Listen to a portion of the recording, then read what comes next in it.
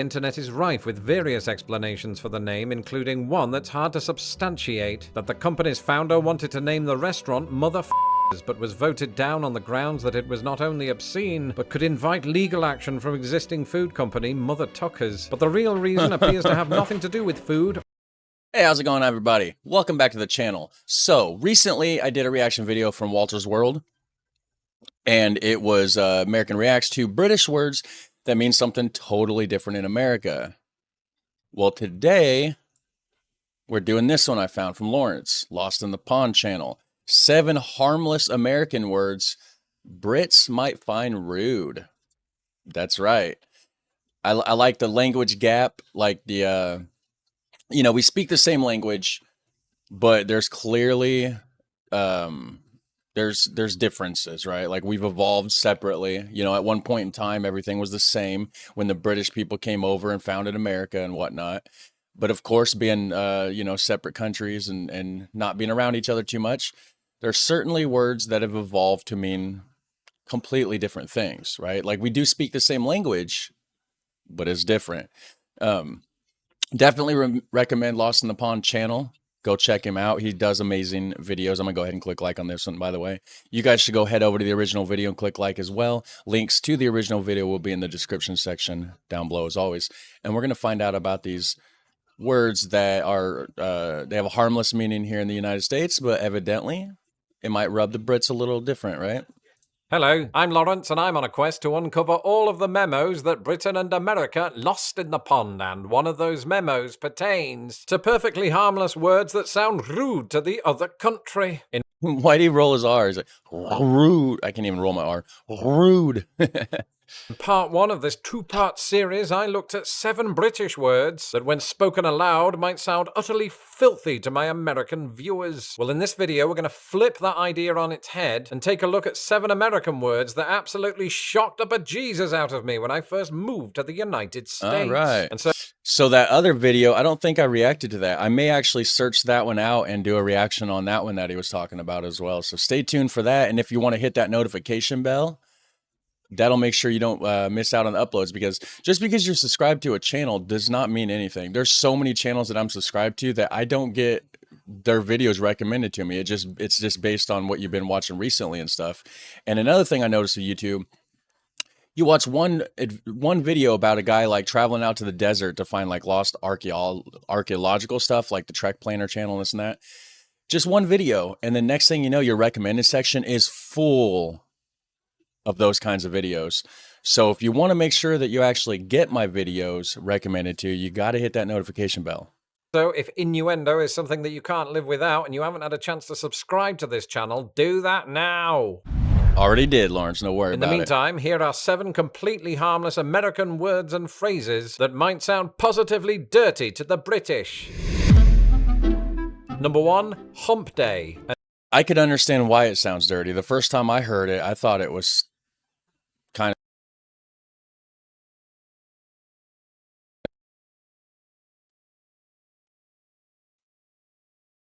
middle day of the week, so they call it Hump Day.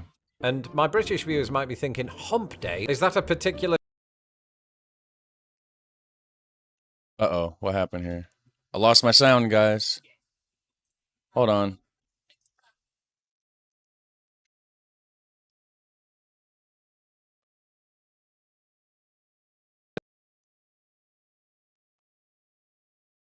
This is a weekly occurrence. I got my sound back. Thinking, Lauren, the answer to that is no. It isn't one day to have a little bit of how's your father? And the answer to that is no. It isn't one day. This is a weekly occurrence. And you're probably thinking, Lawrence, that's why America had such a large post-war population boom. But the truth is, most of us aren't going at it like rabbits. Well, most of you anyway. Because Hump Day is not some predetermined baby-making festivity. It is, I discovered, a euphemism for a particular day of the week. And that day is Wednesday. In fact, the context under which I first heard about this phrase took place on a Wednesday, when an American colleague of mine mysteriously observed, "Lawrence, we're over the hump." Well, you might be, Colton, but I'm not, and I never will be. But what he explained was that we're over the hump, meaning the middle of the week. And so now you're probably thinking, "Lawrence, what is the story with that?" And don't ask me that question right now. Instead, here is me 2 seconds from now with an answer. The term hump day appears to have originated in the United States during the 20th century. However, sources from the 1950s seem to suggest it was first used to describe the midpoint of a training course. By the 80s, presumably because a training course might typically span Monday to Friday, that meaning had evolved to mean Wednesday and not National Rumpy Pumpy Day. Okay.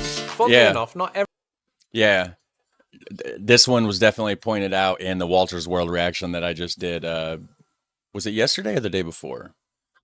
I don't remember. But anyways, yeah, this one, interesting. Every entry on this list came to my attention after I moved to the United States. Some, like Fanny Pack, were an eye-opening feature of my visit to the United States as a child. In fact, when I visited Florida in 1990, the Fanny Pack was at the peak of its powers. As I trotted my way around Disney World, it seemed that 50% of the tourists were wearing one, including myself.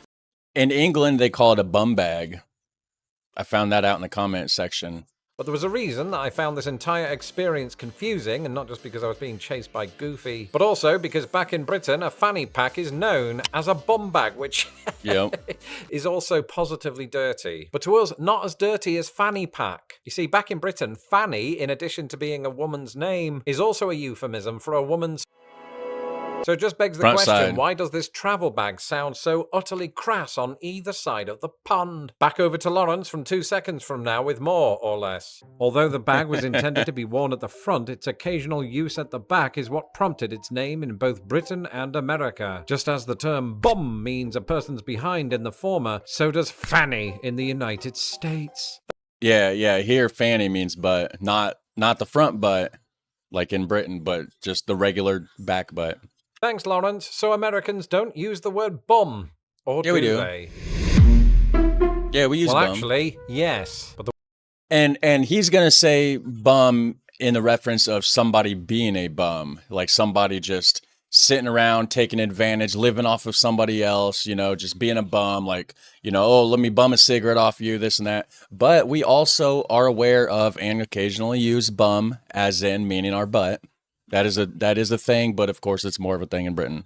The word bum in the context of arse was long ago replaced here by the word butt. Instead, Americans might use the word bum to describe a lazy or a homeless person, which itself presents quite a cultural shock because the last thing that you want to do when discussing the very serious topic of homelessness in the United States is to giggle like a 5-year-old. I explained everything to them and they still won't let me volunteer. And once again, it just raises the question, what are the origins of this derogatory term? We do use bum in the sense of a butt, though, all the time. Like that is it's butt, of course, is more common, but bum is also used. Well, earlier today I took a deep dive into bum. While it is possible that the American use of bum was partly influenced by its British equivalent, it is in fact a shortening of bomber, a 19th century noun brought over from Germany meaning an idle person. Indeed, bomber was popular Civil War slang among Union soldiers and may have spread due to the influence of the 200,000 German immigrants who served. So Americans do use the word bum, and in fact things go a little deeper. Honestly. Okay, bum rush. That means just to rush in with quickness, like, oh wow, you bum rushed me. Like you came at me fast, I think is the general idea of that. I could be wrong, maybe he'll explain it better, but we're gonna find out. The Britannica gives this as an example of how to use bum rush. They bum rushed him from behind. Now, you're new to the country, you hear that as a news headline. What are your first thoughts? Because to me, even if I were to tell you the least rude thing that comes to mind, it would probably be something like, he was given a wedgie. But that isn't where my mind actually goes. You know where my mind actually goes. But amazingly, against all odds, this is not an innuendo. Bum rush means to attack somebody or something in a forceful or violent way. And so now, I'm deeply curious curious as to how we arrived at this state of affairs. Back to research, Lawrence, again. Like myself, the phrase bum rush appears to be a product of the 1980s. However, it is derived from an earlier 20th century expression, bums rush, which, in a not-so-nice callback to our previous word, meant the forcible ejection of a bum or vagrant from an establishment. I thought we'd take a moment to acknowledge the name of a restaurant which, while not containing any rude words, still somehow sounds like it is one. And that restaurant is Fuddruckers. Never been to one. I've only heard of this a few times, actually, Fuddruckers. They don't have them in the area that I'm in. Maybe it's more out west or something, I don't know. When I first encountered that restaurant, my initial thought was, that sounds like a good word to use when I'm frustrated. As in, oh, Fuddruckers, I got demonetized for making a video about rude words. And when I posted about it on Twitter the other day, it turns out that some of my American followers might have similar thoughts. Indeed, I used the World Wide Web to get answers as to how Fuddruckers became a thing. As ever, So they must have them around here because I live in northern Indiana. Lawrence used to live in northern Indiana, and now he lives in Chicago, which is only like a couple hours from me. So they must have them in the general area, probably over in Chicago. I've been to Chicago a few times, but I've never seen that restaurant specifically. Internet is rife with various explanations for the name, including one that's hard to substantiate, that the company's founder wanted to name the restaurant but was voted down on the grounds that it was not only obscene, but could invite legal action from existing food company Mother Tuckers. But the real reason appears to have nothing to do with food or shagging. It is thought to be a play on Fuddrucker World Airlines, a completely made-up aviation company. This airline was known among aviation enthusiasts as a spoof of 20th century flight firsts. Like a lot of satire on the internet today, the spoof could quite easily be taken as real, were it not for its telltale captions. These included, "Around the world since it was square," and "the world's only steam-powered airline." And Fuddruckers is not the only company that made me pause for thought, with special mentions for Jiffy Lube and the Midwestern convenience store Come and Go. This is double fisting. Yeah. Yeah, I'm gonna let him take off with this one here because I think I know. I mean, I don't know the harmless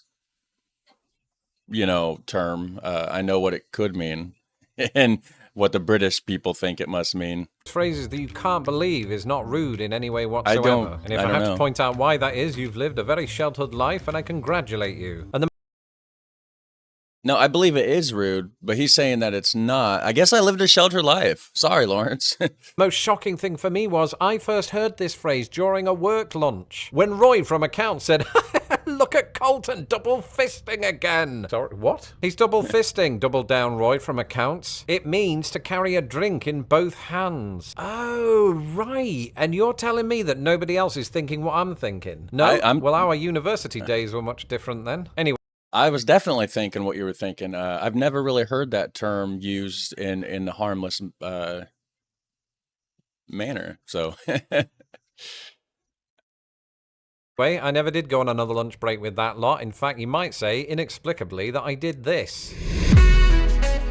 I've lived in the United States for 15 years, and even blew them off means like I held them up, right? Blew them off, or like they were trying to talk to me about something serious, and I just kind of like, just blew them off, like, it don't matter, blah, blah, blah, Did this. I've lived in the United States for 15 years, and even to this day, when I hear the phrase he or she blew me off, my face twitches. Because in Britain, a lot of our innuendo ends with the word off, such as having it off or copping off. So logically, to us, to blow somebody off means to... I'm not finishing that sentence. Nice to say, my British viewers might still be confused. So to allay that confusion, in the United States, to blow somebody off means a failure to meet that person despite prior arrangements to do so. I completely understand what it could mean, though. I'm with you there. I think my mind goes in those places too, okay? I'm not innocent over here, guys. In other words, you were stood up, which is not itself a euphemism. my position. Well, if I've learned anything from these videos, it is that my Aunt Cynthia is very sensitive. But also that we must be careful in the words that we use. While it's true that many words between Britain and America do get lost in the pond, not all of them lead to the embarrassment wielded out by the words on this list. How do I know that? Because I just about lived to tell the tale myself. And for the past 7 years, I've done everything I can to ignore the LinkedIn request from Roy from Accounts. Anyway, now that you've watched this video, it is absolutely vital that you watch part 1 in this series to discover 7 harmless British words that Americans might find rude. Do that next. And until the next video, goodbye. That was awesome, guys. Yeah, we're gonna. Whoops. Sorry, that video was trying to play on me. Yeah, that was a good video, and I'm probably gonna go ahead and check out the other one next. So stay tuned to that. Like I said, hit that notification bell, and you won't miss out on it. And don't blow me off, guys. Be there. All right, guys. Have a super fun, awesome day, and I'll catch you in the next one. Take care. Bye.